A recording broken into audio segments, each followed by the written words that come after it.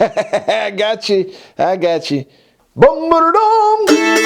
Howdy, welcome to BanjoBenClark.com. I got you, didn't you? It's been a long time since I had the rattlesnake out. Yeah, it's been in retirement for a little while, but I thought I'd get it out this week, and man, it's sounding great. I love this old mandolin. Y'all remember this one? It'll bite you if you're not careful. You just got to keep a hand on it. Hey, let's learn a really fun version to Old Joe Clark. This one's a lot of fun, but I'm going to talk to you about how to go to different octaves as you're building these solos and thinking about jamming over Old Joe Clark. And then we'll cover some rhythm techniques as well. If you're watching on YouTube or Facebook, here in a moment, you can come over to the website, BanjoBenClark.com.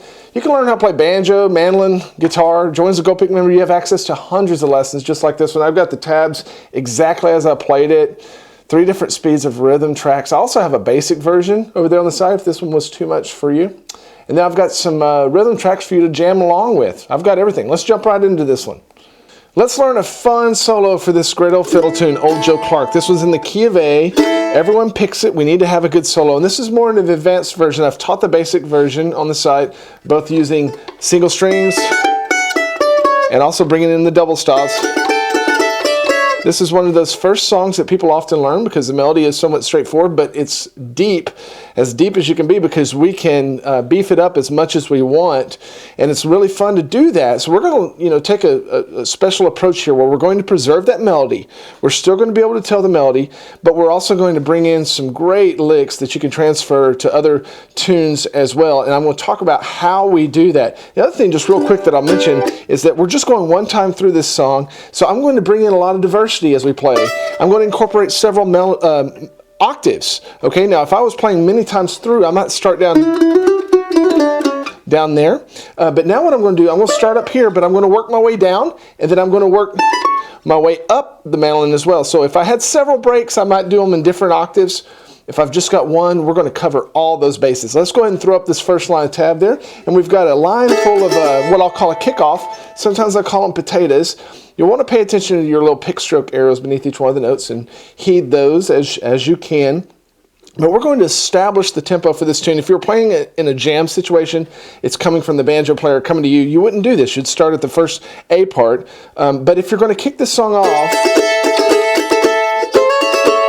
this is a great way to let everyone know how fast you're going to do it, and to get everybody on the same page. Now we're in the key of A, so we've got the use of a lot of the open strings, and we're going to take advantage of that all throughout this solo. But we're going to start here with our ring finger and just slide up from G sharp to A, and then while we do that there, we're going to play through all of the first 3 strings.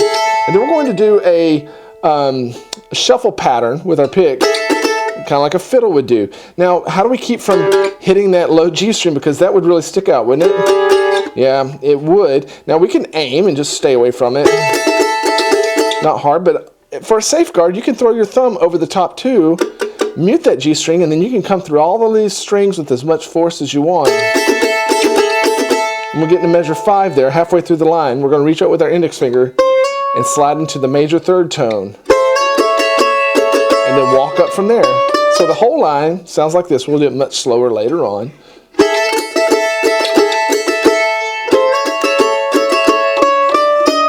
When we get to measure 7, we're going into the first A part.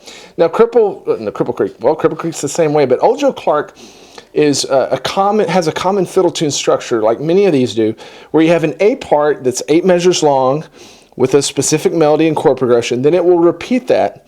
And then it will go into a B part that many times has a slightly different chord progression and a different melody and repeat that. So we have 32 total measures. So I'm going to give you 2 A parts here, 2 different ways to play it just to increase your licks, and so hopefully we can help and add to your solos for Old Joe Clark. We're going to start there in measure 7. And one thing that I wanted to point out here as we go into measure 7 is that we're often going to slide into the melody note that we're looking to play. So the first melody note here is this E string. So we're going to come up and we're going to slide into the E note on the string below, and then stay pretty basic for this melody here at the start. That's measure 7 and 8. Going to slide again in measure 9. This time we're going to slide from a little bit lower, and we're going to play through both strings. Come up and match that. You have to be accurate with your slides. And the same thing, measure 10, the melody note's here. We're going to slide into it and play this double stop. Then another slide at the very end. So just slowly, this line sounds like this.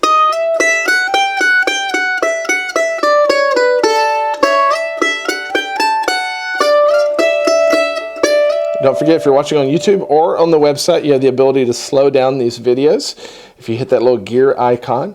Measure 11, we're going to stick pretty tight with this melody again. We're going to get off of it here on the second A part and get up the neck. Start working some of those blues notes. But here we want to really establish the melody for people so they know what song we're playing. They won't throw bottles at us and things of that nature.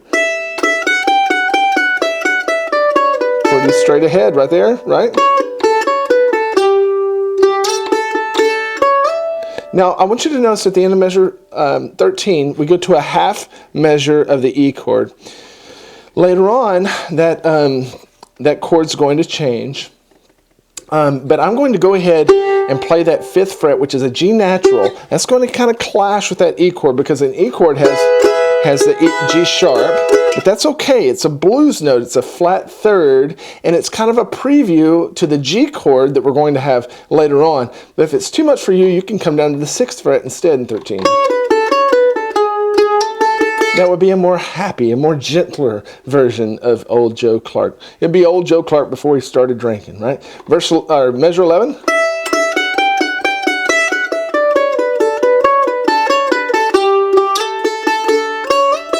Now we're going to start sliding again, but I want you to notice as we go into the second A part that our slides will often happen the beat before we're supposed to get there.